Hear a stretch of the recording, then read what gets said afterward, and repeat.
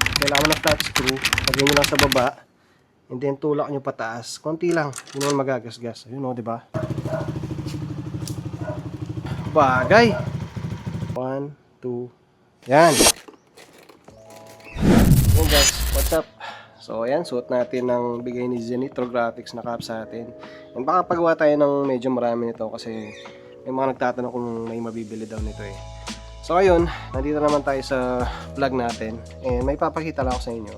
Ayun guys, so ito na yung binigay sa atin ng isang sponsor na ayaw pakilala. Actually kahit ako hindi ko alam. Ang nakakilala lang ay si Boss Deds.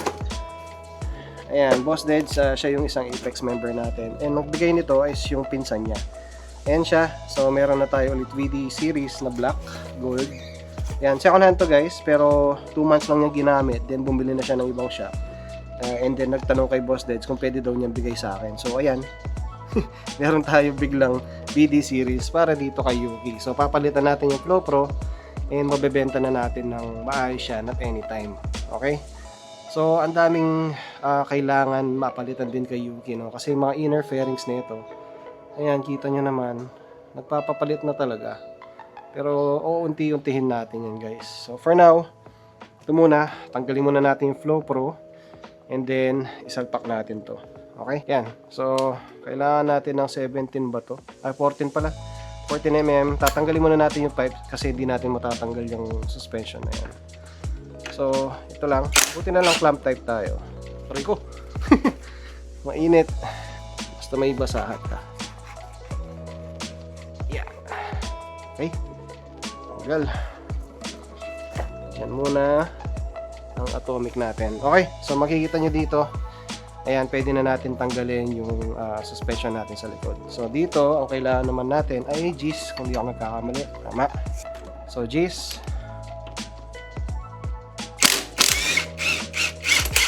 Okay, tanggal na yung tornilyo. Then dito naman, kailangan natin ng pang-kontra. Kailangan natin ng 12 and pang-kontra. So medyo yan, lagyan lang natin ng space. Yun, dali lang. Yun, okay. Tanggal na natin yung isang suspension and then lagay na natin to. So pag hinahanap nyo yung kung saan yung tamang side, magbase kayo dito sa thread sa baba. Okay, so may thread dito, yung thread dapat sa paloob. Uy, ulog. Ayan, kailangan natin itong bushing or spacer para walang alog. Yun.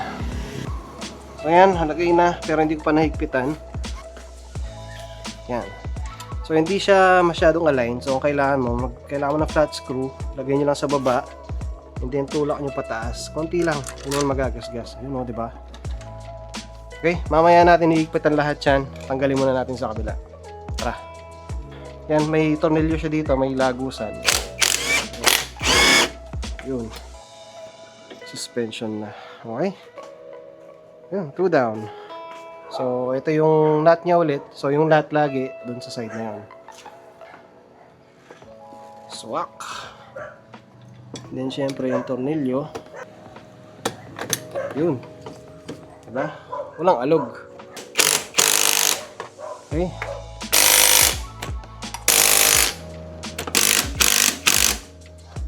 Perfect. So, umagay kahit may gold siya, konti lang naman. Ayan siya ngayon ang itsura ng ating version 2 or CUP.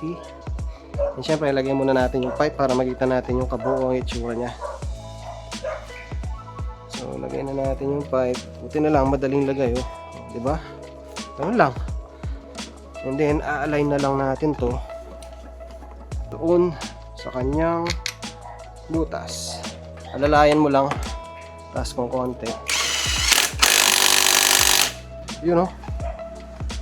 Ayan ang itsura niya ngayon. And i-sound check natin. Tignan natin kung may singaw. Wala. Oh, pogi.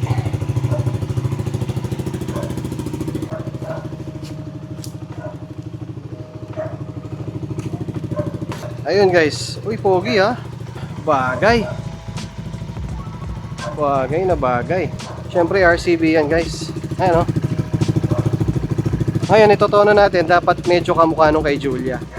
So ito guys, sasagad ko muna sa minus, yung pareho. Sagad sa minus dito sa compression.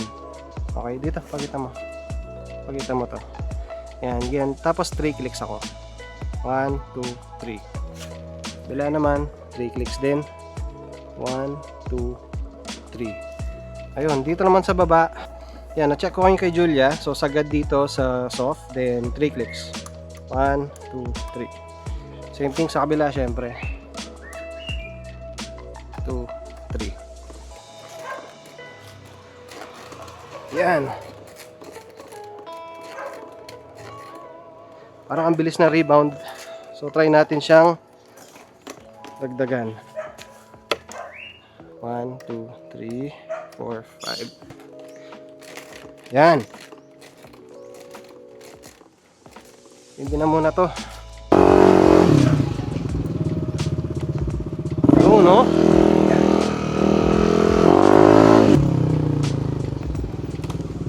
Perfect. Perfect. Ayun guys, ang kabuong itsura ni Yuki ngayon. Siyempre hindi natin tatapusin na walang montage itong si Yuki.